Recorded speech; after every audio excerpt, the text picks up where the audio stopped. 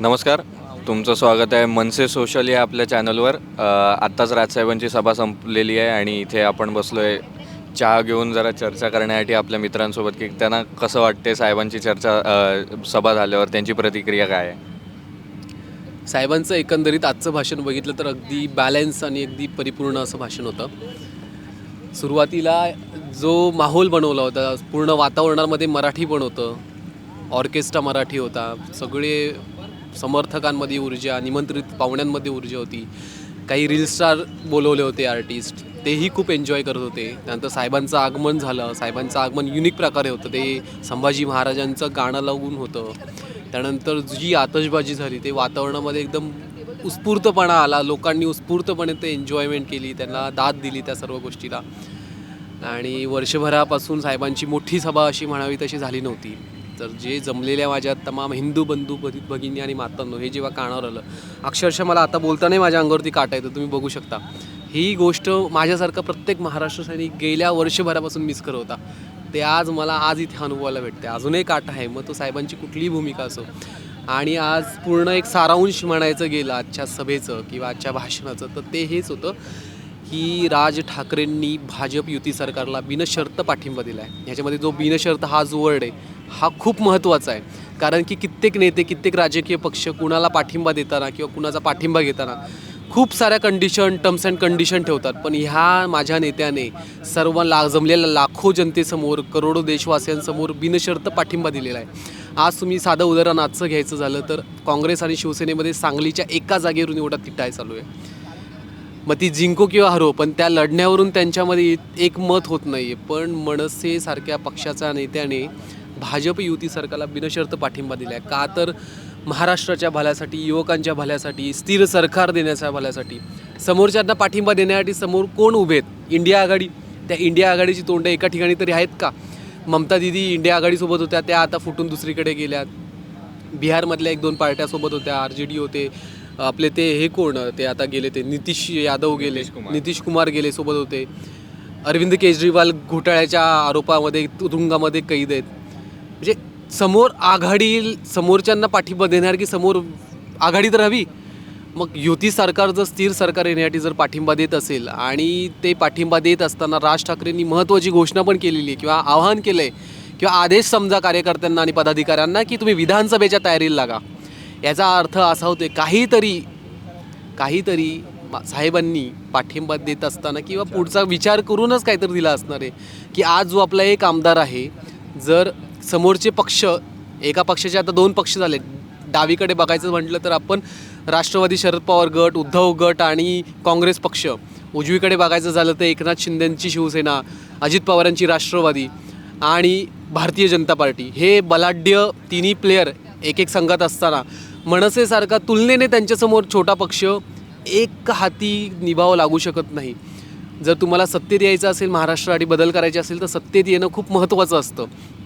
आणि जर ती सत्तेत येण्यासाठी जर कुणाशी जर तडजोडी म्हणता येणार नाही, पण युती करून जर सत्तेत येऊ शकत असू तर लोकसभेपेक्षा विधानसभेमध्ये भाजप किंवा शिवसेनेसोबत युती करणं माझ्यासारख्या महाराष्ट्र सैनिकाला तरी ते गोष्ट आवडणारी आहे.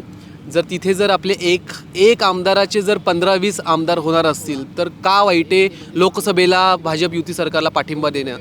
आणि मुद्दा असा आहे की राजसाहेबांनी सांगितलं की माझा मोदींना बिनशर्त पाठिंबा आहे. त्याच्यासोबतच त्यांनी हे पण सांगितलं की जी चांगली कामं केली, जशी राम मंदिर असेल, 370 कलम हटवणं असेल, CA असेल, NRC असेल, त्याच्यासाठी पाठिंबा. म्हणजे हिंदुत्वासाठी सुद्धा राजसाहेबांनी एक लाँग टर्मचा विचार केलेला दिसतोय. त्यावर तुमचं काय मत? नक्कीच. आजकालच्या जिहादी जर कृत्य बघितलं तर हिंदू खतरे में हे म्हणता येणार नाही, पण त्या दिशेने काही संघटनांची, काही लोकांची पावलं चाललेली आहेत. मग त्याला विरोध किंवा त्याला जर विरोध करायचा असेल तर हिंदूंचं संघटन वाढवावं लागेल किंवा त्यांच्या समर्थनार्थ काही कायदे येत असतील, CA सारखे असतील किंवा NRC सारखे असतील किंवा 370 कलमासारखा इतका ऐतिहासिक क्रांतिकारी जर कायदा येणार असेल किंवा कोण आणत असेल तर त्याला पाठिंबा देणं, त्या लोकांच्या विचारसरणीला पाठिंबा देणं, त्यांचं काम ॲप्रिशिएट करणं हे राज ठाकरेंनी केलेलं आहे आजवर. म्हणजे चांगल्याला चांगला आणि वाईटाला वाईट म्हणणारी ती व्यक्ती आहे. आणि आजच्या भाषणात त्यांनी म्हटलेलं, मी जरी आज पाठिंबा देत असलो तरी मला त्यांच्या काही भूमिका मला पटत नाही आहेत, त्याला आजही माझा विरोध आहे आणि पुढेही असेल. आणि काही गोष्टी जर मला खटकल्या तर मी त्याचा पुढे जाऊनही विरोध करेल. असं नाही की काल आता उभाटासारखे जे पक्ष आहेत, उद्धव बाळासाहेब ठाकरेंसारखे, शरद पवारांवरती जातीयवादाचे ठपके केले, त्यांच्या घोटाळ्यांवरती त्यांनी पुस्तिका काढल्या, त्या जाहीर सभेमध्ये त्यांनी मांडल्या. कुठे गेल्या त्या पुस्तिका मग आज? जर ते भ्रष्टाचारी आहेत, 70,000 कोटींचा भ्रष्टाचार केलेले अजित पवार त्यांना एकेकाळी मंत्रिमंडळामध्ये चालत असतील, तर मग आज राज ठाकरेंनी कुठल्या मुद्द्यांवरती भाजपला पाठिंबा दिला तर मला त्यात काही गैर वाटत नाही. मनसेचे समर्थक महाराष्ट्र सैनिक तुषार खरे, तर त्यांच्याकडनं जाणून घेऊया की राजसाहेबांच्या सभेकडनं आपण काय खाद्य घेऊन गेलात किंवा आज तुम्हाला काय साहेबांनी विचार दिले ते आपण आता त्यांच्याकडनं जाणून घेऊया. आज राजसाहेबांची सभा झाली आहे, त्याच्यामध्ये त्यांनी उत्तम असा मेसेज दिलेला आहे. अनेकांना वाटलं असेल हा निर्णय बदलला, 2019ला विरोध, 2024ला पाठिंबा. राजसाहेबांसारखा आत्मनिर्भर नेता, स्वाभिमानी नेता या महाराष्ट्रात आणि देशात नाही आहे. राज ठाकरेंनी आज भाजपला नरेंद्र मोदींकडे पाहून पाठिंबा जरी दिला असेल, परंतु त्या बदल्यात त्यांनी त्यांच्याकडून कुठचीही गोष्ट घेतलेली नाही आहे.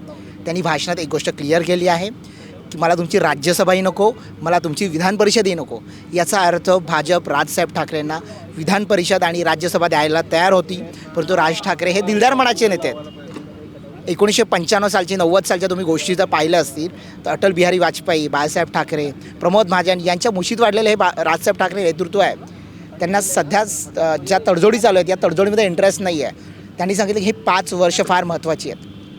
ही 5 वर्ष खड्ड्यात जाणार आहे की आपण इथून वरती जाऊन स्थिरावणार आहोत, हे त्यांनी महत्त्वाची गोष्ट सांगितलेली आहे. आज राज ठाकरेंसारखा नेता जेव्हा येऊन खुल्या दिण्याने मैत्री करतो आणि खुल्या दिण्याने विरोध करतो, जिथे चुकलं तिथे विरोध आणि जिथे बरोबर आहे तिथे कौतुक करणारा हा देशातला एकमेव नेता आहे. आपण ज्या वेळेला म्हणतो की उजवी बाजू, म्हणजे आपण उजवी बाजू घेतली तर भाजपची बाजू घेतली आणि डावी बाजू घेतली म्हणजे आपण काँग्रेसची बाजू घेतली, असं काही नाही. म्हणजे देशात कोणी कोणाला चांगलं म्हणायचंच नाही का, कोणी कोणाला वाईट म्हणायचं नाही का? मला वाटतं राज ठाकरेंनी आज त्याच्या कार्यकर्त्यांना जो आदेश दिलेला आहे, आमचा पक्ष हा राजसाहेब ठाकरेंच्या आदेशावरती चालतो आणि त्यांनी दिलेला जो आदेश आहे तो आज आम्ही घेऊन आमच्या मतदारसंघात जाणार आहोत आणि साहेबांच्या आदेशांचं पालन आम्ही तंतोतंत करणार आहोत. तशीच राजसाहेबांनी आज महाराष्ट्र सैनिकांना आदेश दिला आहे की तुम्ही विधानसभेच्या तयारीला लागा. आत्ताच्या वाटाघाटीत सोडा, आता विधानसभेची तयारी करा.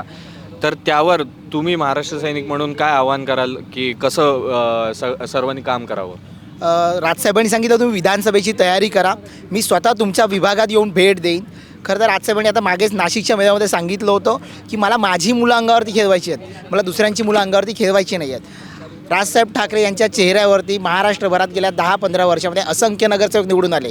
अनेक जण त्यातले महापौर झाले, अनेकांना स्थायी समित्या मिळाल्या, अनेक जण आमदार झाले, काहींनी खासदारकीसाठी लाखोंची मतदान घेतलं. हे कोणाच्या जीवावरती केलं होतं? हे राज ठाकरेंच्या निर्मळ चेहऱ्यावरती केलं होतं. हा एकमेव माणूस नेता असा आहे ज्याने अनेकांना मोठं केलं आणि स्वतःची मुलं त्यांनी मोठी केली आहेत, स्वतःच्या कार्यकर्त्यांना मोठं केलं आहे. आज कार्यकर्त्यांनी याच्यातून एकच घेऊन जायचं आहे, महाराष्ट्र नवनिर्माण सेनेचे आमदार निवडून यायचे आहे. तुमच्यापैकी आमदार होणार आहेत, तुमच्यापैकी नवनेतृत्व येणार आहे, तुमच्यापैकी नगरसेवक होणार आहेत. आपण इतर पक्षांकडे लक्ष देण्यापेक्षा आपण सध्या विधानसभेवरती कॉन्सन्ट्रेट करूयात. आपली विधानसभा कशी मोठी होईल, आपले कार्यकर्ते कसे मोठे होईल, आपले नेते कसे मोठे होईल यावरती काम करूयात. राजसाहेबांनी अतिशय समर्पक असा संदेश दिलेला आहे आणि कार्यकर्त्यांपर्यंत तो संदेश पोहोचलेला आहे. आपण महाराष्ट्र सैनिकांना विचारूया की त्यांची काय भावना आहे साहेबांच्या भाषणाकडनं, त्यांनी आज काय घेतलं आहे? आजची जी सभा आहे ना, ती मला वाटतं देशाला दिशा देणारी आहे, महाराष्ट्राला दिशा देणारी आहे. नेता कसा असावा, तर आज मी इथे उदाहरण बघितलं. तो नेता देशाचा विचार करून पावलं टाकतो. त्यांनी 2 सीट, 3 सीट, 4 आमदार, 1 राज्यसभा, विधानसभा, या सगळ्या चर्चा चालू असताना असल्या काही गोष्टीला त्यांनी कधीच असा विचार केला नाही. आधीही महाराष्ट्राचा विचार करून पावलं टाकत होते, आजही महाराष्ट्राचा विचार करून टाकत आहेत. तर आज हिंदुत्वाचा आणि देशाचा विचार करून पावलं टाकले. ऑब्जेक्टिव्ह राजकारण काय असतं, तर हे त्यांनी दाखवून दिलं. 19ला विरोध केला तर कुठल्या मुद्द्यावर विरोध केला, का केला, टीका ही वैयक्तिक नाही केली. आत्ता जरी पाठिंबा दिला तर का दिला, कारण देशाला कणखर नेतृत्वाची गरज आहे, हे सत्य. महाविकास आघाडी असो किंवा इंडिया अलायन्स असो, कसला इंडिया अलायन्स म्हणताय तुम्ही? नितीश कुमारांनी येऊन इंडिया अलायन्स बांधलं, कुठे आहेत नितीश कुमार? तेच आज सोडून गेले. एक्झॅक्टली. काय नितीश कुमारांनी काय मिळवलं, म्हणजे इंडिया आघाडीनं काय मिळवलं?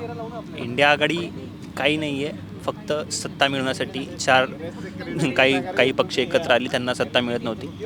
ह्यांनी काहीतरी मिळून एक काहीतरी संघटन बनवलेलं आहे. त्याच्या पलीकडे यांचा काही विजन नाही आहे, काही कॉमन मिनिमम प्रोग्राम यांचा बसत नाही आहे. वेगवेगळ्या शहरात जाणं, वेगवेगळ्या राज्यात जाणं, तिथे जाऊन सभा घेणं, तरीसुद्धा त्यांचं मिनिमम कॉमन प्रोग्राम आहे तो अजून ठरत नाही आहे.